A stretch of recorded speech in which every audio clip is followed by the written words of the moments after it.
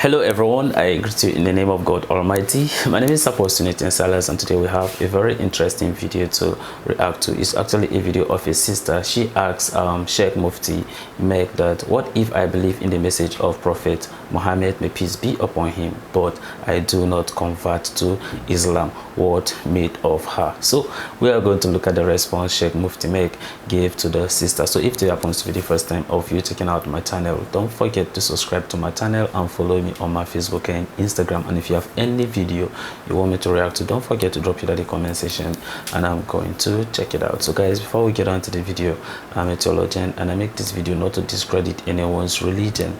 This is basically for educational purposes, and I believe that at the end of this video we all are going to learn from this. So guys, without any further ado, let's get down to this video and check this out. My question is, I believe in Prophet Muhammad, but what happens if I don't convert in the next life? Did you say, I believe in the Prophet Muhammad? Yes. But I did not convert? Yes. Well, my sister, to be honest with you, you are my sister in humanity, you are my sister almost in faith as well. You believe in Muhammad sallallahu alayhi wasallam. Ask yourself, what does he say? You say you believe in him. What does he say about what may happen to you later on?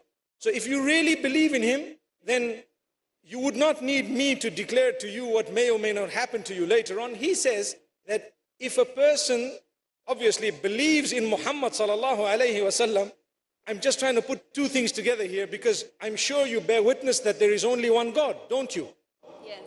And you bear witness that Muhammad is the messenger of God, don't you? Yes. So what? Do you believe that he is the final messenger of Allah? I don't know. I think my confusion is like I to convert to the Islam. I don't know. That is a confusion that comes about sometimes because of various reasons in some people. And remember, it is brought about by shaitan, like the brother said earlier, and he knows. Because shaitan makes you think, you know, I'm going to be a Muslim, I'm going to have to cover my hair, I'm going to have to do so. You see exactly what I'm saying. I'm going to have to stop going here, stop going there. My sister, I want to tell you something.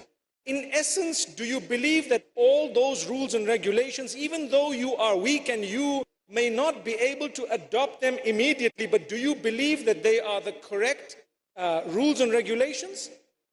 I don't know. Okay, so I don't have the information actually. So what I would like you to do, and what I'm sure the others would also suggest to you, keep praying for guidance and keep on this beautiful path and keep looking into various others who have come into Islam and maybe meet some, and perhaps we may arrange for you to meet a few of the people and you will be able to then clarify what you would like. So before we get to that life after death that you're so worried about correctly, inshallah, we would like you to see the light in a way that then you won't have to worry so much. May Allah subhanahu wa ta'ala grant you goodness and ease, because the minimum I can tell you is, you know what? We believe that if we do not declare the shahada in the correct sense and so on, then what is waiting for you is something that you would not really like. So rather than that, we would try and encourage you to learn and to see. I think you are almost 99% there by the will of Allah.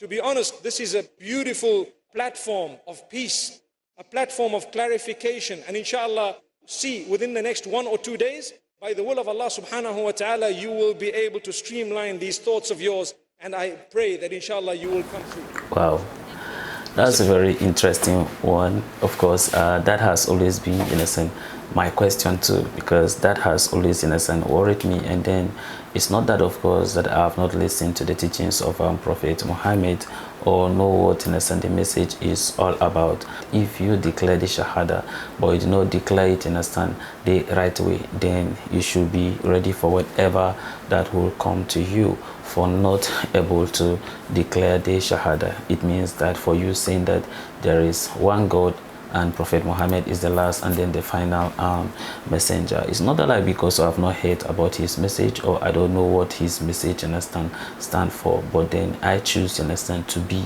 a Christian. And then me being a Christian is not even enough for me to actually make it to eternity. But then one beautiful thing about Christianity, or you accepting Jesus Christ as your Lord and personal Savior, is that right to the minute that you are going to die, if you are able to declare that Jesus Christ is the Lord and the personal Savior, and you invite him to your life, when you die at that minute, you are going to make it to paradise. I could say this, of course, it's only Christians who believe in this, that when Jesus Christ was crucified, he was also crucified with thieves, right? According to biblical perspective and then Christians theology, we all believe that there were thieves that were crucified with him, but one of them was able to make it to paradise. Why? Is because of what he believed in Jesus Christ, and he says to him that he is going to be with him in paradise. Do you know that Jesus Christ came to this world, and then he actually have 12 disciples, right? They are disciples, and then later on, of course, they were made and apostles of Jesus Christ. But the question is, did one of them be with him in the paradise on the day he died? The answer is no. Or should I say, by the time that he resurrected, did any of the apostles was with him? No, they were not. But look at what happened. The thieves that just believed at the last hour, and then what happened? He was able to make it to paradise. So I could say that, of course, you can accept Jesus Christ as your Lord and personal Savior, and of course, just like the way we know that sin can hinder us, or it brings separation between us and God, and immediately there is this separation, then it means that there is a disconnection between we and God. And then at that point in time, despite the fact that you must have accepted him into your life, you have maybe probably preach his gospel, being one of our responsibilities as a Christians on what we are supposed to do. But then at the later run, if at the time that the bread was taken away from you, you fail to believe, or you have committed a sin without asking for forgiveness, and then you die, it means that you are not going to make it to paradise. But then the one who was able, irrespective of how wicked the person must have done so much things and all those things, God can still forgive him. And that's why he says in the word that he is going to show mercy to whom he is going to show mercy. So it means that the person who was able to maybe repent, ask for repentance, and says that, Lord Jesus, I repent today, I confess, and I invite you as my Lord and personal Savior, forsaking the devil and his antics, it means that you are going to make it to the kingdom of God. So I will just say that you just being a Christian or bear the name Christians may not actually guarantee you making it to eternity. But then if you are able to do it at the last minute, it means that you are going to make it. But then if you accept it into your life without committing sin, then definitely you are also going to make it to kingdom of God. Of course, I know that a lot of you have thought an opinion concerning this, or a lot of you have a lot to contribute as far as this video is concerned, because the truth about it is we have a lot of Christians, of course,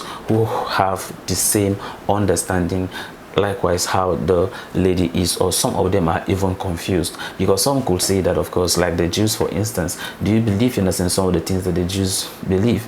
Some will tell you, yes, they believe, because of course they actually believe, from the Genesis, right to Malachi, right? They all believe, in it, but then they tend to not to believe, in death and resurrection of Jesus Christ. So does it make everything wrong? Same thing is also applicable. From there, Christianity decide to extend from the Malachi down to Revelation, and then it stopped there. Then the Quran tends to extend from there. So does it mean that if you die as a Jew and you follow whatever God is saying in according to Torah, does it mean that you are going to make it to the kingdom of God?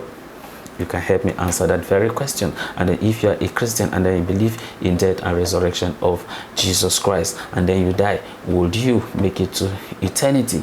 And then if you decide to believe, you understand, in the Quran, it means the teachings of Prophet Muhammad, you follow whatever, you understand, he say at the cause of it. When you die, will you make it, you understand, to eternity? And what if I decide to believe, you understand, in only the Torah? Will I go to eternity? And what if I decide to believe in the Torah and I believe, you understand, in the message of Jesus? Does it make me to go to eternity? Or if I only believe, you understand, in the Quran, would he makes me, you understand, to go to eternity? You can also help me to answer that at the comment section. And may God bless you as you do so. So see you in our next video and have a wonderful day.